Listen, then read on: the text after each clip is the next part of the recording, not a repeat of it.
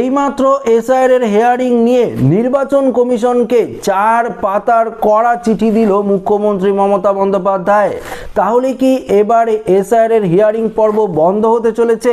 চিঠিতে কি বলেছে মুখ্যমন্ত্রী মমতা বন্দ্যোপাধ্যায়, আজকের এই ভিডিওটিতে আপনাদেরকে এই বিষয়ে একদম বিস্তারিতভাবে জানিয়ে দেব। তো আশা রাখবো ভিডিওটিতে আপনারা প্রত্যেকেই প্রথম থেকে শেষ পর্যন্ত সঙ্গে থাকবেন এবং নতুন হয়ে থাকলে চ্যানেলটিকে সাবস্ক্রাইব করে পাশের দেওয়া বেল আইকনটিকেও প্রেস করে অল নোটিফিকেশনটিকে বাজিয়ে দেবেন। তো বন্ধুরা, ভিডিও শুরু করার পূর্বেই আপনাদেরকে সেই চিঠিটি আমি অন স্ক্রিনে দিয়ে দিচ্ছি, আপনারা প্রত্যেকেই দেখতে পাচ্ছেন। এই চিঠিটি কিন্তু মুখ্যমন্ত্রী মমতা বন্দ্যোপাধ্যায়ের তরফ থেকে একদম নির্বাচন কমিশনকে উদ্দেশ্য করে দেওয়া হয়েছে। বেশ কিছু গুরুত্বপূর্ণ ইনফরমেশন রয়েছে এই চিঠির ভিতরে, যেগুলো আজকের এই ভিডিওতে আপনাদেরকে একদম বিস্তারিতভাবে জানাবো। তার আগে আপনাদেরকে আরেকটি বিষয় আপনাদেরকে পরিষ্কারভাবে জানিয়ে দিই। আপনারা প্রত্যেকেই জানেন, জবে থেকে এসআইআর এর শুনানি পর্ব শুরু হয়েছে, তবে থেকেই বিভিন্ন জায়গায় যেই জায়গাগুলিতে এসআইআর এর শুনানি চলছে, সেই জায়গাগুলিতে বিভিন্ন জায়গায় কিন্তু বিশৃঙ্খলার পরিস্থিতি দেখা দিয়েছে, বিভিন্ন ধরনের সমস্যার সৃষ্টি হয়েছে। এবং আপনাদেরকে আরেকটি বিষয় জানিয়ে দিই যে পূর্ব বর্ধমানে, বিশেষ করে পূর্ব বর্ধমানের একটি জায়গায় এই ঘটনাটি ঘটেছে, যেখানে কয়েকজন ব্যক্তি জমির দলিল হিয়ারিংয়ে নিয়ে এসেছে, তাদের কিন্তু জমির দলিলও কিন্তু অ্যাকসেপ্ট করা হয়নি এবং তাদেরকে পরিষ্কারভাবে জানিয়ে দিয়েছে ডোমিসাইল সার্টিফিকেট নিয়ে আসার জন্য। তো বুঝতেই পারলেন, আপনারা তো প্রত্যেকেই জানেন যে সেই 13টি নথির মধ্যে জমির দলিলও মেনশন করা রয়েছে। তাহলে কেন সেই জমির দলিল অ্যাকসেপ্ট করা হলো না, গ্রহণ করা হলো না হিয়ারিংয়ে, সেটাই কিন্তু প্রশ্ন থাকছে। পাশাপাশি দেখুন, আপনাদেরকে আরও বেশ কিছু ইনফরমেশন জানাবো। তার আগে আসুন একবার নির্বাচন কমিশনকে মুখ্যমন্ত্রী মমতা বন্দ্যোপাধ্যায়ের তরফ থেকে যে চিঠিটি দেওয়া হয়েছে, সেই চিঠিতে কি লেখা রয়েছে, বিশেষ করে সেই চিঠিতে কি লেখা রয়েছে সেটি আপনাদেরকে একদম পরিষ্কারভাবে জানিয়ে দিই। তো দেখুন বন্ধুরা, এখানে পরিষ্কারভাবে বলে দিয়েছে ভোটার তালিকা সংশোধনে হোয়াটসঅ্যাপ বার্তার মাধ্যমে নির্দেশিকা ও আইনি স্বচ্ছতার অভাব নিয়ে নির্বাচন কমিশনকে কড়া চিঠি দিল মুখ্যমন্ত্রী মমতা বন্দ্যোপাধ্যায়।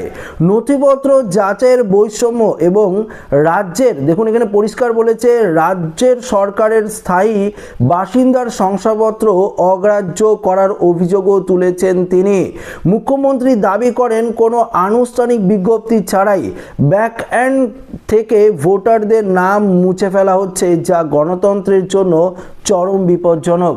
তো বন্ধুরা, আগেই আপনাদেরকে পরিষ্কার জানিয়ে দিলাম, নির্বাচন কমিশনারের একদম পরিষ্কার 13টি নথির মধ্যে জমির দলিল রয়েছে। সেক্ষেত্রে দেখা গেল সেই ব্যক্তিদের জমির দলিল গ্রহণ করা হলো না। এক্ষেত্রে মুখ্যমন্ত্রী মমতা বন্দ্যোপাধ্যায়ও দাবি করা হয়েছে, রাজ্য সরকারের স্থায়ী বাসিন্দার যে শংসাপত্র রয়েছে সেটি অর্থাৎ সেটি কেন গ্রহণ করা হচ্ছে না, সেটা কিন্তু তিনি এই একদম পরিষ্কারভাবে চিঠিতে মেনশন করেছেন। এবং কেন বিজ্ঞপ্তি ছাড়া ব্যাকএন্ড থেকে ভোটারদের নাম মুছে ফেলা হচ্ছে, সেটাও কিন্তু তিনি এই চিঠিতে মেনশন করেছেন। এই প্রক্রিয়ায় বুথ লেভেল এজেন্টদের বাদ দেওয়া এবং অভিজ্ঞতাহীন কর্মীদের পর্যবেক্ষক নিয়োগ নিয়ে তীব্র অসন্তোষ প্রকাশ করেছেন নবান্ন। পরিযায়ী শ্রমিকদের হয়রানি, পাশাপাশি তথ্য গোপন করার ফলে যোগ্য ভোটারদের নাম বাদ পড়ার আশঙ্কাও করেছেন মুখ্যমন্ত্রী। এই ত্রুটিপূর্ণ প্রক্রিয়া অবিলম্বে বন্ধ করে স্বচ্ছতা বজায় রাখার জন্য তিনি মুখ্য নির্বাচনী কমিশনার জ্ঞানেশ কুমারকে জরুরি পদক্ষেপ নেওয়ার আর্জিও কিন্তু জানিয়েছেন। তো পরিষ্কার বুঝতে পারলেন, এই যে অর্থাৎ এই যে চিঠিটি আমি অন স্ক্রিনে আপনাদেরকে দেখিয়েছিলাম ভিডিও শুরুতেই, সেই চিঠিতে কিন্তু এই বিষয়টা স্পষ্ট লেখা রয়েছে যে কেন রাজ্য সরকারের স্থায়ী বাসিন্দার সার্টিফিকেট গ্রহণ করা হচ্ছে না বিভিন্ন জায়গায়, কেন ব্যাকএন্ড থেকে, পেছন থেকে কেন ভোটারদের নাম মুছে ফেলা হচ্ছে, সেটা নিয়ে কিন্তু তিনি প্রশ্ন তুলেছেন মুখ্যমন্ত্রী মমতা বন্দ্যোপাধ্যায়। পাশাপাশি পরিযায়ী শ্রমিকদের তো সমস্যা হচ্ছে, অনেকেই যারা বাইরে থাকে বা অনেক জায়গায় এরকম অনেক আপনারা দেখতে পারবেন যে যারা বাইরে রয়েছে, তারা কিন্তু এখনো পর্যন্ত এখানে এসে হিয়ারিংয়ে অনেকেই হিয়ারিংয়ে কিন্তু উপস্থিত হয়নি। আবার অনেকেই বাইরে থেকে সমস্যা হলেও বাইরে থেকে এখানে এসে হিয়ারিংয়ে উপস্থিত হয়েছে। হচ্ছে। তবে এটা কিন্তু নির্বাচন কমিশনকে একটা দেখার বিষয় ছিল, কেননা আপনারা প্রত্যেকেই কমেন্টে আমাকে করেছিলেন বা জানিয়েছিলেন যে দাদা আমি বাইরে থাকি বা আমার বাড়ির লোক বাইরে থাকে কয়েকজন, তাদের হিয়ারিং কিভাবে হবে। তাদের যদি ভার্চুয়ালি হিয়ারিংটা হতো তাহলে কিন্তু হয়তো অনেকটাই কিন্তু উপকার হতো পরিযায়ী শ্রমিকদের। দেখুন, যখন থেকে শুনানি পর্ব শুরু হয়েছে তখনই কিন্তু 1-2 দিনের মধ্যে নির্বাচন কমিশন ঘোষণা করেছিল যাদের বয়স 85 বছরের ঊর্ধ্বে, যারা প্রেগনেন্ট মহিলা রয়েছেন, যারা শারীরিকভাবে অক্ষম রয়েছেন, চলাফেরা করতে পারেন না, যারা প্রতিবন্ধী রয়েছেন, তাদের তো হিয়ারিংয়ের ক্ষেত্রে বাড়িতে গিয়ে তো হিয়ারিং পর্বটা করার কথা, তাই তো।